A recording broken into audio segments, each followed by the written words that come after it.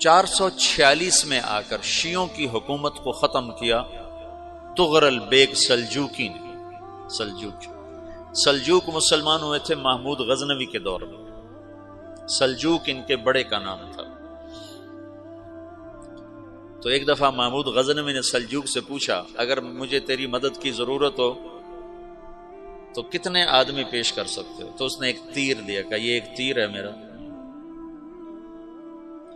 کسی کو یہ تیر بھیج کر میرے علاقے میں بھیج دو تو چند گھنٹوں میں 1,00,000 تلواریں تیرا پیرا دینے کے لیے تیار ہوں، میرے پاس اتنی طاقت ہے۔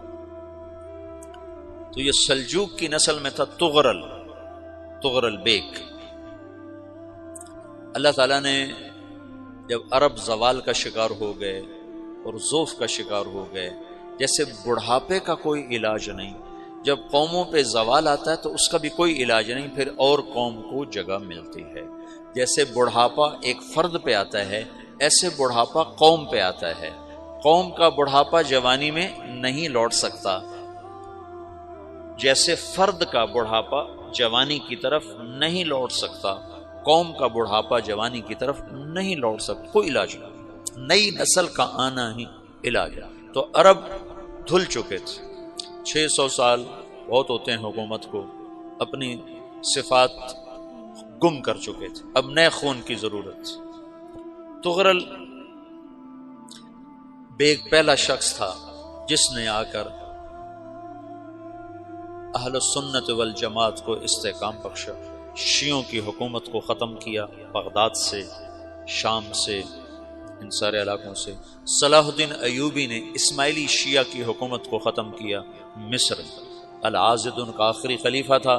صلاح الدین ایوبی نور الدین زنگی رحمۃ اللہ علیہ کا پروردہ تھا، اس کا دوست تھا، اس کے دوست بھی تھا، بچہ بھی تھا اس کے سامنے، زیادہ لکھنے پڑھنے کا شوق تھا۔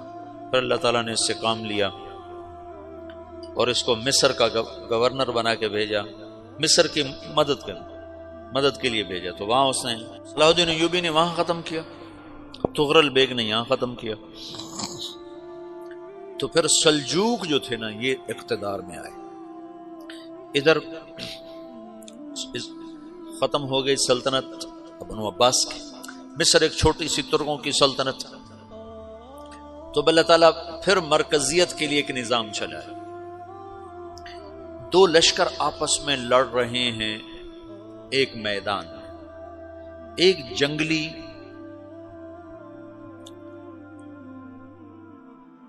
بدوؤں کا قافلہ، جنگل کے لوگ اپنے قبیلے کو لے کر، ایک جنگلی قبیلہ اپنے سردار کے ساتھ نقل مکانی کر رہا ہے ایک جگہ سے دوسری جگہ۔ اللہ کا نظام کہ یہ لوگ چلتے چلتے چلتے اس وادی میں پہنچ گئے جہاں جنگ ہو رہی ہے، دو لشکر آپس میں لڑ رہے ہیں۔ جب یہ وہاں پہنچتے ہیں تو ایک لشکر کے قدم اکھڑ رہے ہیں اور دوسرا غالب آ رہا ہے۔ ان کو نہیں پتا شکست کھانے والے کون ہیں اور فتح پانے والے کون ہیں، ان کو نہیں پتا۔ اس جنگلی قبیلے کے سردار کا نام بھی طغرل ہے، طغرل۔ تو یہ سردار کہتا ہے جو شکست کھا رہے ہیں ان کی مدد کرو، کچھ پتہ نہیں کون ہے، کہتا جو شکست کھا رہے ہیں ان کی مدد کرو۔ تو 400 وحشی جنگلیوں نے فاتح لشکر کے پیچھے حملہ کر دیا۔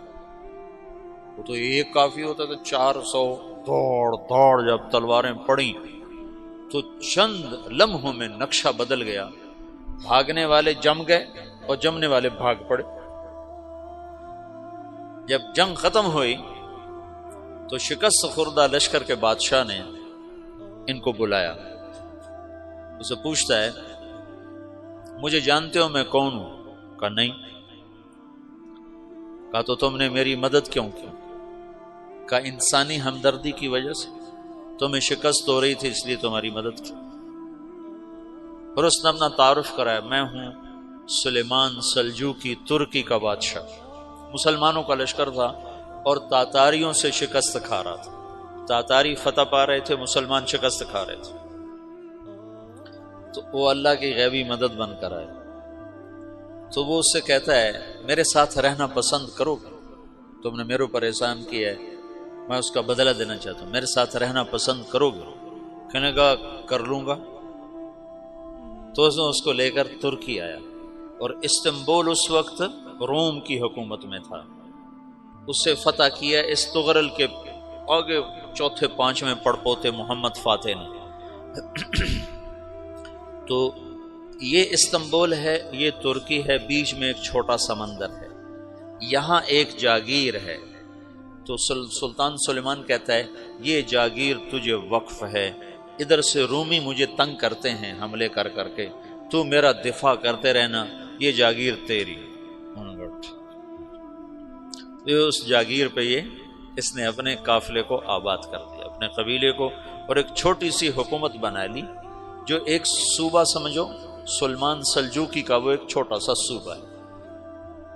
وہاں جب یہ رہ پڑا تو پھر یہ ایک شیخ کے بیت ہوتا ہے، وہاں شیخ طریقت ہے، ان کے یہ بیت ہونے جاتا ہے، وہ اس کو رات اپنے پاس ٹھہراتا ہے، تو ایک کمرے میں ان کو ان کا خادم ٹھہراتا ہے۔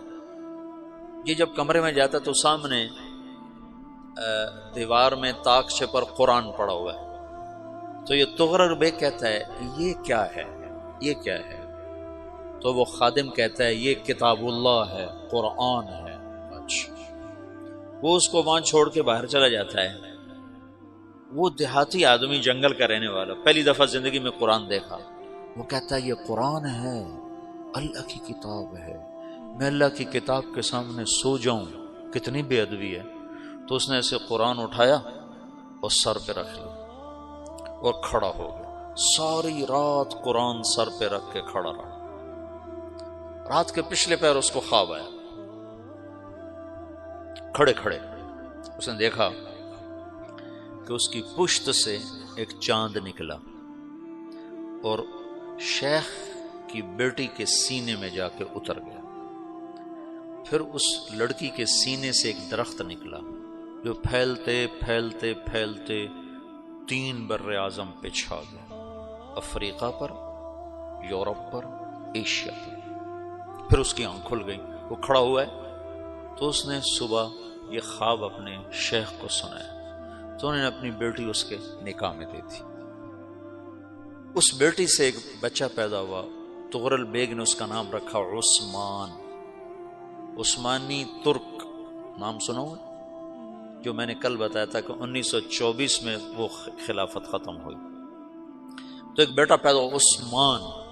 عثمان نے پھر ایک نئی اسلامی حکومت کی بنیاد رکھی جو 1924 تک چلتی رہی، کوئی 800 سال یہ حکومت چلی۔ تو حکومت کا شیرازہ بکھرا، لیکن پھر جڑ جاتا تھا، پر وہ قرن اول والا جوڑ کبھی نہ پیدا ہوا، ٹکڑے بن گئے۔ ان ٹکڑوں میں اللہ لوگ پیدا کرتا رہا جو دعوت دیتے رہے، دعوت زندہ رہی۔ جو تربیت کا نظام تصوف کے ساتھ تھا اب وہ تبلیغ کے ساتھ۔